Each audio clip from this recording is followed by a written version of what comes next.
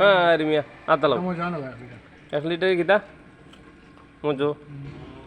ও ঠিক আছে মজোর সাথে খাইলে ভালো স্বাদ লাগবো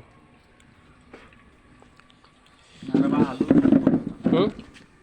আলুর কিতা ধরেছে এই মাঝে হইলে ভিটামিন ফুচকা তো উঠে না ভাইয়ারা খাইতেছে ভালো লাগেনি ভালো আছে ঠিক আছে কিছু সারিস না Patuli bye bye Fuchka house নতুন দোকান হয়েছে চলে আসবেন